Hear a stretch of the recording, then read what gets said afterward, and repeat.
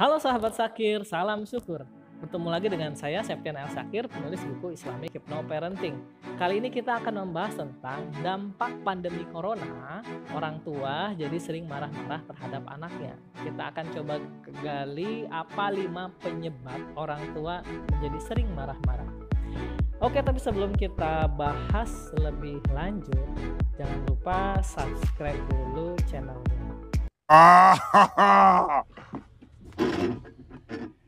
Oh, that's hot. That's hot. Halo sahabat Sakir, salam syukur. Selamat datang di channel Sakir Talek.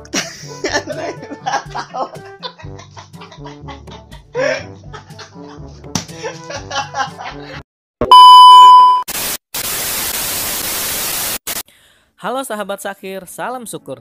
Selamat datang di channel Syakir Talk. Sharing bersama saya, Septian El Sakir, penulis buku Islamic Hypnoparenting, membahas seputar parenting, bisnis, dan motivasi.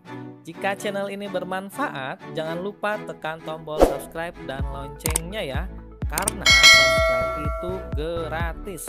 Dengan subscribe, kamu support channel ini untuk terus upload video. Support saya untuk mendapatkan 1000 subscribe pertama. Semakin banyak yang berinteraksi, semakin semangat saya buat berbagi. Salam syukur, share to success. Dalam kondisi pandemi COVID-19, semuanya diharuskan untuk di rumah aja. Mulai dari orang tua yang tadinya bekerja di luar, akhirnya harus bekerja di rumah atau work from home. Kemudian anak-anaknya yang tadinya belajar di sekolah, akhirnya mereka belajar di rumah atau home learning. Nah, ini menjadi berita atau hikmah di sisi lain adalah menjadi sesuatu yang membahagiakan seharusnya. Karena beberapa keluarga ada yang kemudian bertemunya itu mungkin setiap malamnya saja. Sudah kerja, pulang malam, kemudian ada juga mungkin yang hanya weekend saja bisa intens dengan anak-anaknya. Maka seharusnya terciptalah yang namanya rumahku, surgaku. Harusnya seperti itu ya.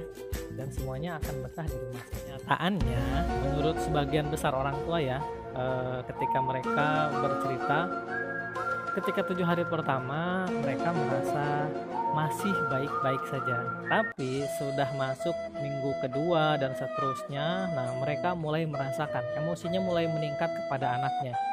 Mulai dari tidak sabar ketika mendampingi anak home learning, kemudian keseharian bersama anak di rumah aja, mendampingi hampir 24 jam bersama anak di rumah saja, belum lagi anak yang gak nurut dan lain sebagainya, membuat emosi orang tua itu semakin meningkat.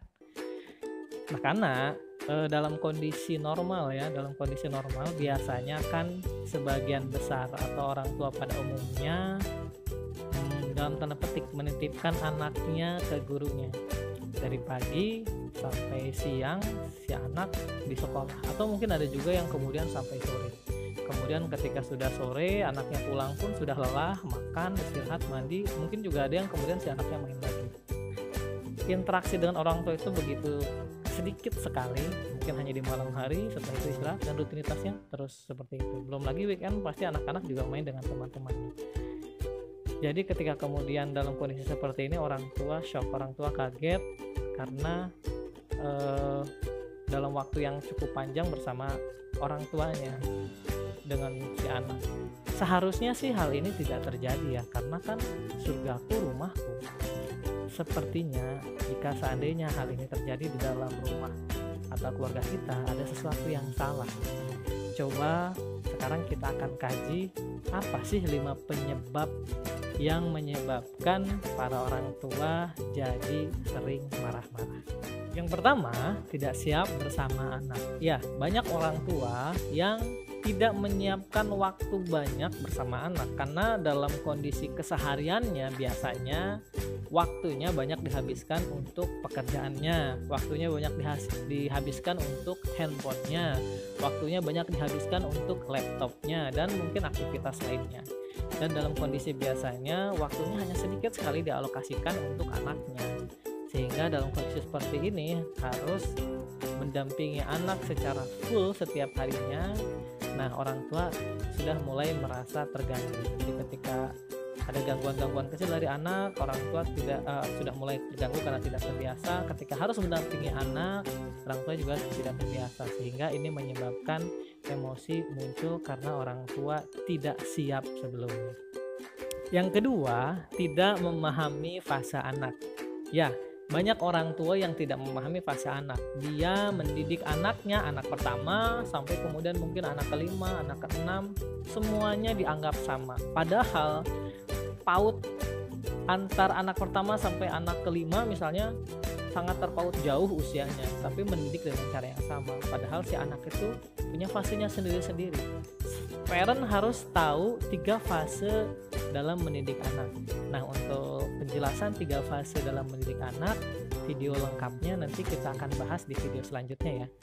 Yang ketiga adalah inner child. Jadi inner child ini adalah kebiasaan masa lalu yang terpendam di dalam pikiran bawah sadar dan kemudian dibawa ke masa kini. Atau kalau misalnya dalam konteks ini sebagai orang tua, inner child adalah ketika kecil dulu, nah sikap yang dilakukan oleh orang tuanya kepada dirinya, kemudian tanpa sadar itu terbawa ketika dia dewasa, kemudian dia lakukan itu kepada anaknya. Contohnya gini, misalnya ketika kita dulu kecil, orang tua kita sering marahin kita, sering nyubit kita, sering mukul kita, atau lain sebagainya. Nah itu tanpa sadar masuk ke pikiran bawah sadar kita. Kemudian ketika kita sudah dewasa dan menjadi orang tua, kita pun melakukan hal yang sama kepada anak kita. Coba parent semua silahkan coba ingat-ingat kembali, kira-kira ada nggak berapa persen sikap kita kepada anak kita itu yang mirip dengan sikap orang tua kita dulu kepada kita. Kalau seandainya positif itu bagus. Nah ini kalau menjadi masalah lah kalau seandainya ada sikap-sikap yang negatif atau yang tidak baik itu terbawa, sehingga itu harus diselesaikan. Yang keempat adalah stres. Ya, bisa jadi dalam kondisi COVID-19 ini membuat sebagian besar kondisi keuangan keluarga di Indonesia, masyarakat Indonesia menjadi terganggu. Ada yang mungkin di PHK dari pekerjaannya, ada yang mungkin masih tetap bekerja tapi tidak digaji, seperti itu. Ada yang mungkin menjalankan bisnis tapi bisnisnya bangkrut karena efek pandemi COVID ini, sehingga menyebabkan pikirannya menjadi stres dengan pikiran dan moodnya pun jadi tidak stabil, sehingga ketika anaknya melakukan sedikit kesalahan atau sedikit gangguan kecil kepada orang tuanya jadi lebih cepat merespon negatif atau marah-marah. Sehingga kita sebagai orang tua harus bisa menetralisir, menenangkan diri kita, menenangkan hati kita agar tetap tenang dalam kondisi seperti ini, karena sikap kita menjadi teladan buat anak kita nanti. Yang kelima, itu terlalu kaku bersama anak. Banyak orang tua itu yang terlalu kaku bersama anak, kurang rileks, kurang santai, terlalu formal. Ya. Padahal sesekali kita sebagai orang tua boleh loh seperti anak-anak di depan anak kita. Bahkan bukan cuma sesekali, sesering mungkin pun sangat bagus. Lihat bagaimana yang Rasulullah contohkan kepada kita sebagai umatnya. Rasulullah itu sangat dicintai oleh anak-anaknya. Bahkan dikisahkan dari Abu Hurairah radhiyallahu anhu tentang Rasulullah ketika kemudian Rasulullah melihat cucunya Hasan, kemudian Rasulullah menjulurkan lidahnya kepada Hasan sampai Hasan melihat merahnya lidah Rasulullah. Dan karena Hasan melihat merahnya lidah Rasulullah, sampai kemudian Hasan tersenyum bahkan tertawa. Itu sebagian kecil saja kisah Rasulullah tentang bagaimana Rasulullah itu sangat senang sekali bermain, bercanda bersama anak-anak. Jadi buat para parent yang masih kaku, yang masih kurang santai ya, kurang rileks, mulai sekarang kita masih punya waktu bersama anak-anak. Yuk kita santai dulu dengan anak-anak, kita rileks dulu, biar dalam kondisi seperti ini semuanya tenang di dalam keluarga kita. Terima kasih sudah menonton video ini. Dari 5 penyebab orang tua marah-marah, kira-kira parent masuk poin mana aja ya?